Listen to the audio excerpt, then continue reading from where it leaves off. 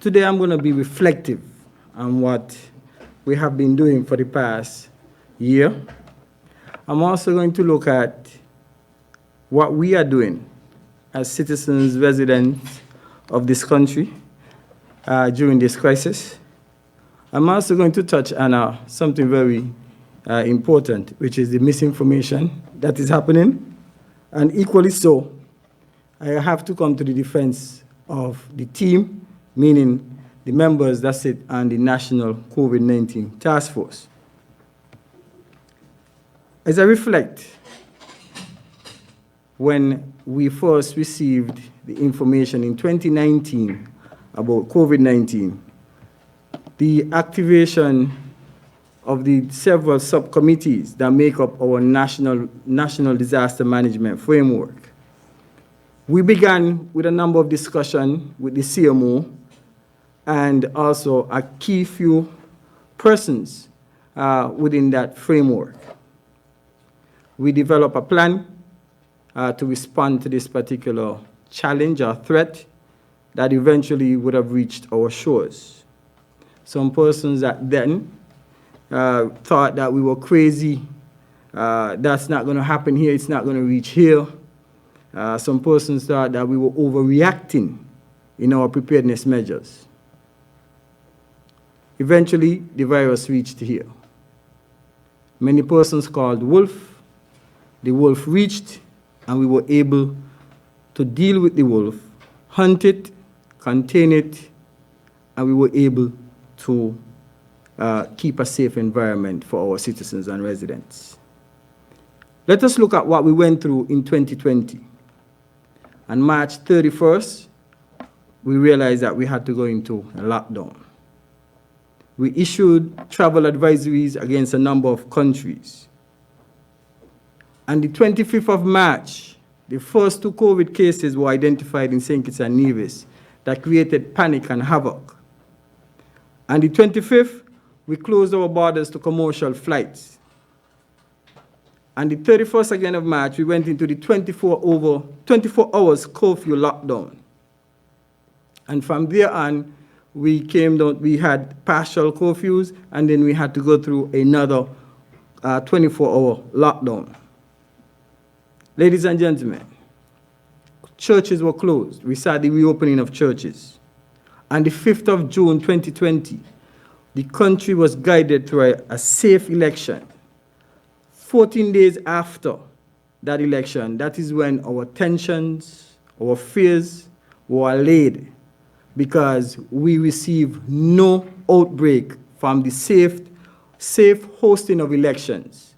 We said that in Suriname and many other countries, after they hosted many elections, many countries received outbreaks. St. Kitts had no outbreak. Then we got the repatriation flights. We saw the reopening of the education sector. We saw the reopening of the borders.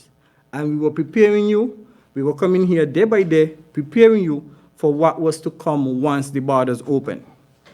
Dr. Wilkinson said it, Dr. Laws would have been saying it, the Attorney General would have been saying it, the then Minister of Health would have been saying it. Once our borders open, it means that we are opening up ourselves to the virus coming back in. We went through a long period where we had absolutely no cases. We were proud citizens. We were happy. St. Kitts was on top of the world. St. Kitts was being recognized as one of the best models. But during that period, we continue to educate you that the virus is going to come back again. We asked you to prepare. We went through the process. Person said, what corona? Let the corona come. Open up the country, let it come. Nothing can happen. It's a hoax. Well, ladies and gentlemen, it's back. It has impacted our economy. It has impacted the lives of families where we have lost 3 citizens, and we have said 1 was too many for us to lose. We have lost 3. We have done our best. I want to pause to commend all the professionals, despite of what is happening. Dr. Wilkinson has come under many attacks, unnecessary attacks. A family man, a man who is serving his country, a man who's carrying a heavy load for this country, and we are attacking him personally and otherwise. That is not right. We have the CMO, who has come under attack, a lady who don't even speak, humble by nature, quiet in her every essence, and these professionals come under attack. And I have to defend as the chair, as the lead. I don't mind the attacks come on my person. When you're leading a team, you take responsibility. You have to be out there to protect your team. And I have to protect the team. I have to keep them solid. I have to keep them together. Otherwise, we are going to have challenges. There is no way that you should be attacking the messengers. They are providing us with a service of human service. I have never heard them in any meeting ask for an extra pay. We have the Commissioner of Police, the Commander of the Defense Force, the Commissioner in particular, who comes under heavy attack, personal attacks, and otherwise. And all I am asking for you, our dear citizens and residents, is to be able to take away the negativity and just stop. Take some time and say a little prayer for them. Every time we start a task force meeting, what we do is pray. We don't start a meeting without a prayer, because we need it, and we need it now more than ever. We also have permanent secretaries of Foreign Affairs, Ministry of Tourism, Ms. Kebas, Ms. Carlin Henry Morton. You also have Superintendent Henry. I have never seen someone so committed like Superintendent Henry, that 1 o'clock, 2 o'clock, 3 o'clock in the morning, 4 o'clock in the morning, 5 o'clock, and still midday, you have access to Superintendent Henry. He has to get up out of his bed at times and move with his men to get things under control. You have Superintendent Rogers, who patrols and patrols and patrols to ensure that persons are adhering to the protocols. We have Mr. De Silva, who goes above and beyond the call of duty to ensure that the compliance teams are doing their best to protect you while you sleep, protect you and ensure that your business, your place of work is safe. I also have to acknowledge the other members of the team. You have Ms. Raquel Brown, ferocious in ensuring that the tourism sector and the tourism product remains the best that it could remain in the region, in a very competitive market. You also have Dr. Judy Nisbet, Mr. Brian Dyer, Mr. Michael Manners, who travels from Nevis every Tuesday afternoon to be here to ensure that they share their expertise and ensure that they are part of the process in ensuring that they keep us safe. I also want to recognize Mr. Williams. So he's not only here moderating, but he sits and provides guidance when it comes to the media arm of the National COVID-19 Task Force. You have Ms. Lonley Archibald representing Customs. And these senior government officials are here every Tuesday afternoon as we deliberate and debate on how we are going to continue to protect the country and take the country out of this crisis. But equally so, we have the Attorney General, and in particular, the Honorable Wendy Phipps, who sits with us on a regular basis. And I have to pause and commend Minister Phipps. Sorry, AG. But Minister Phipps has to make an ultimate sacrifice, whereby she has to rush from here to go home to look after her mom, her bedridden mom. And these are personal sacrifices.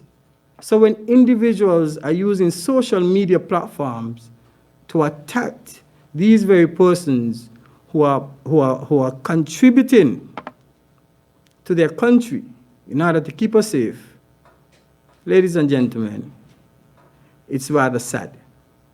And I have to really stop today and speak and come to the defense of our team. They have been working hard. Not once have I heard that the medical professionals, security forces, other civil servants ask for $1 extra.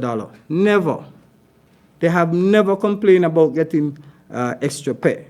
They have never complained about getting nothing. We come here, we spend 3 to 4 hours deliberating, dealing with the science, dealing with the logistics, dealing with regulation. We have Mr. Rohan Walters, who is embedded from legal, who provides us with the legal advice as to the do's and don'ts. How will this impact regulation? Does it correlate with the Constitution? So we have a comprehensive team that come together. They come together every Tuesday afternoon and when necessary to ensure. We have Mr. Denzel James, who provides the guidance as to our ports. I remember being in Spain in 2012, 2013, and the general who was giving us the lesson in the military school in Spain, and I was in Madrid.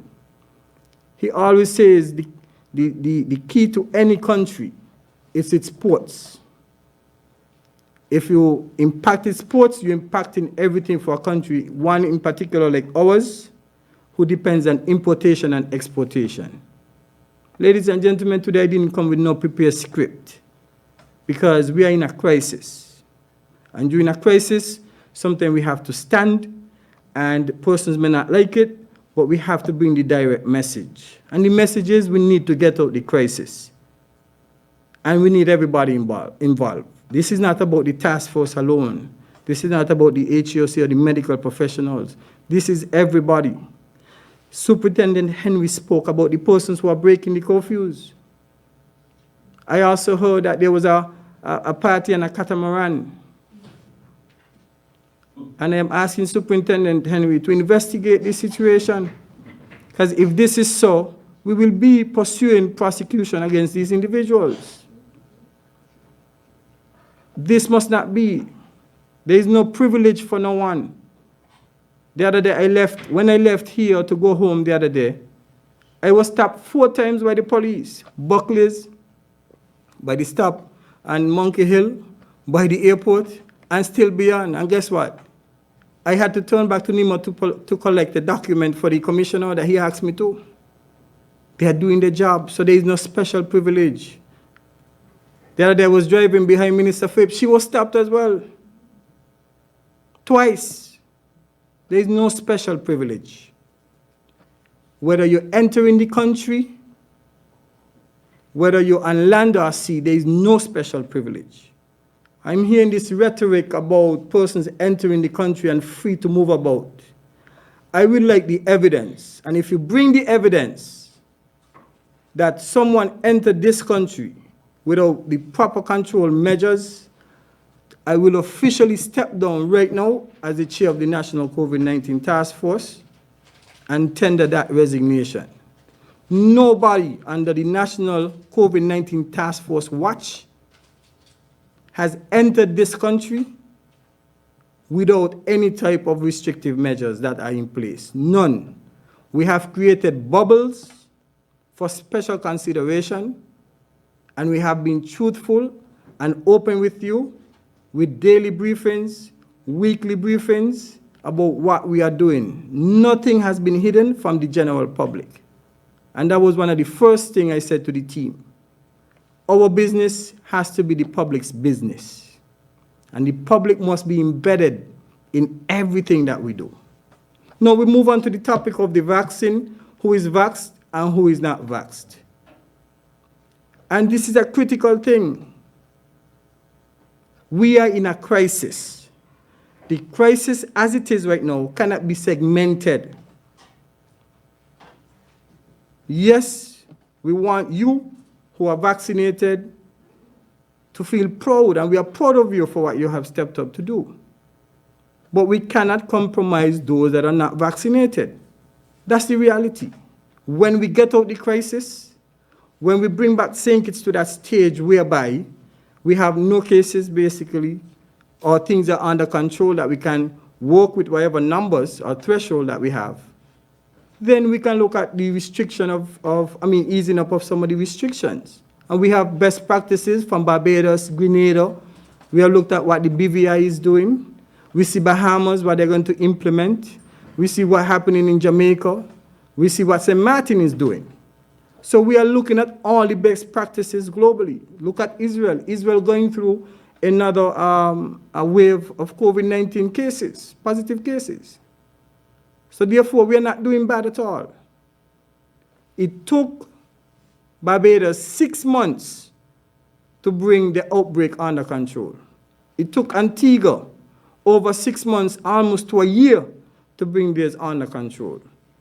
And we are poised to bring this particular crisis under control with your assistance in a shorter period than that. We are hoping to get that cruise ship arrive at our ports. We were preparing for it the other day. We were ready to have it come to St. Kitts and Nevis. And we are poised to have it back if you play your part.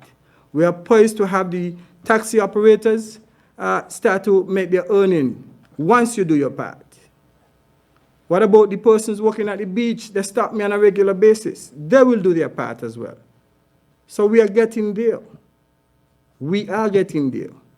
So I need your help. I want to commend those persons who call me 1 o'clock, 2 o'clock, 3 o'clock, 4 o'clock in the morning and provide us with the information of these persons who are having these private parties. And the police will continue to do their work. Those are responsible citizens.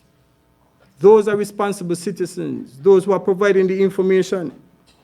Yesterday, I must say to you, during the COVID-19 task force meeting, the matter of 311 was brought up for discussion.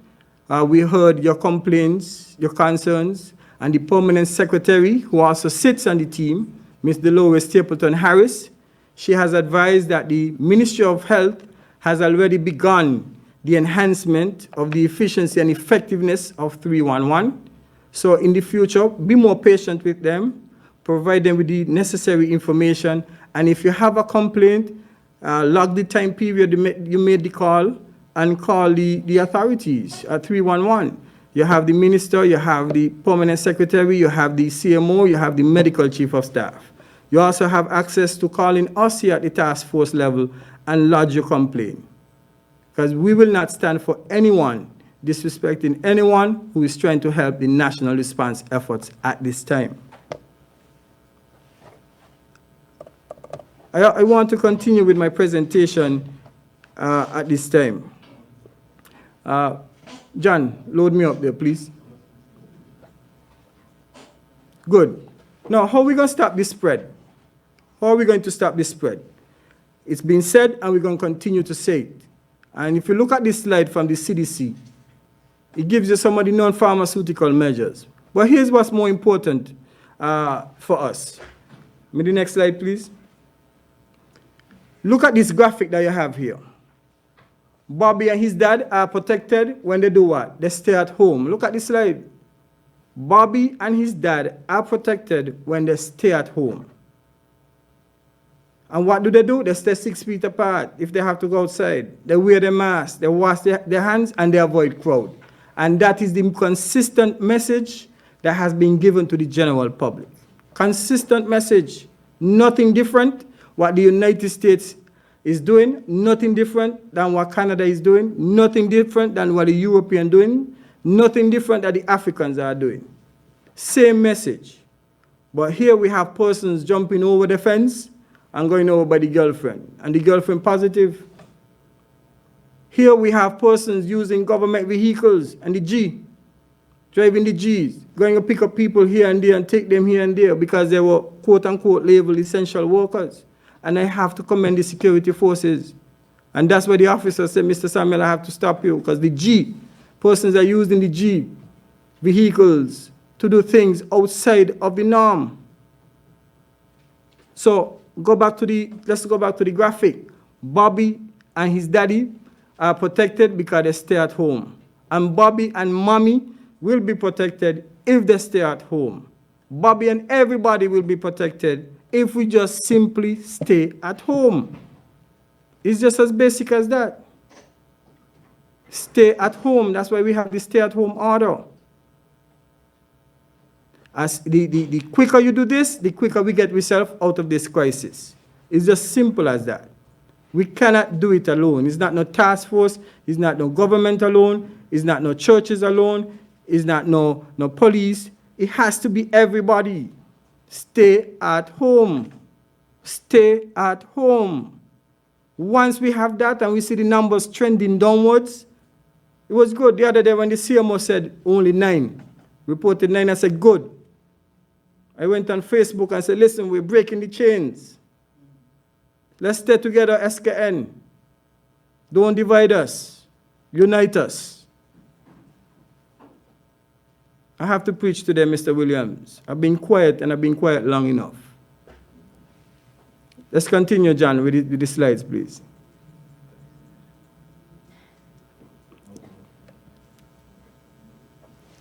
Here's where we go with the fake news. I see a number of things circulating on Facebook and social media, people sending to me. The first one, they send me one with Dr. Wilkinson. Next thing, they send me one with another, what it was, something or the other. I'm not going to give it much attention. They send me another one with this, about 5 to 6 things they send me over the past few days. Spreading fake news, you're spreading the virus. You're spreading fake news, you are spreading the virus. Don't engage these individuals. If you really want to join the national response efforts, don't engage. If you reply, share, or quote false information, even to attempt to correct or refute it, you are helping to spread. Block them. If you don't know the person who has shared that content, you should not engage them, but block them. Block them. We need to break the chain, not only of infection, but break the chain of fake news. Don't spread the virus. That's the hashtag with fake news. Let's break the chain of that as well.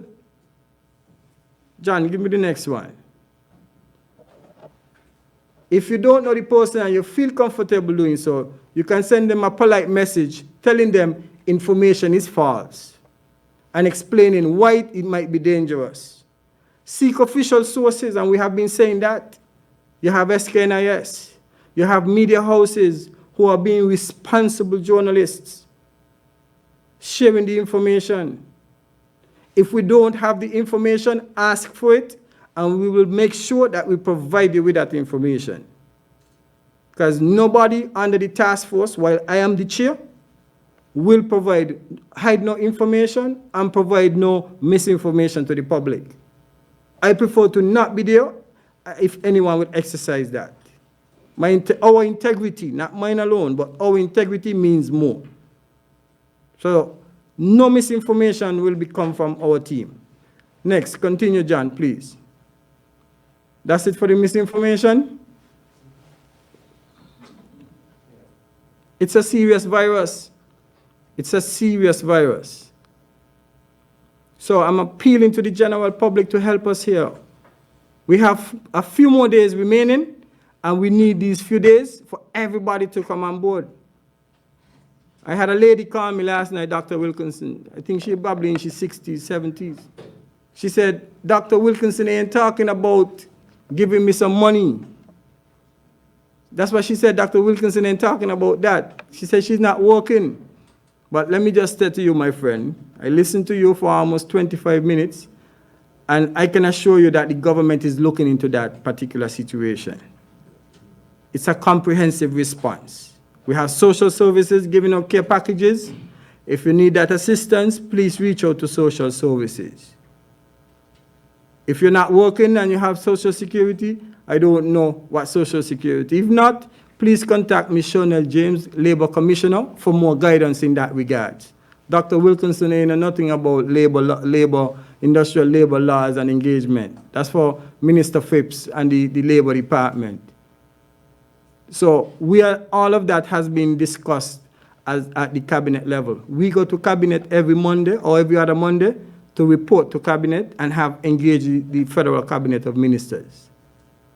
And all of this is taken into consideration.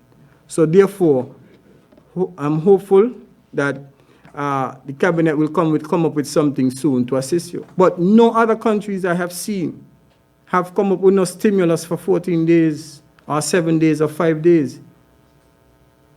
If they do, it's something minimal. So we are looking at the best practices throughout the region, and we are hopeful that cabinet will come up with something for you.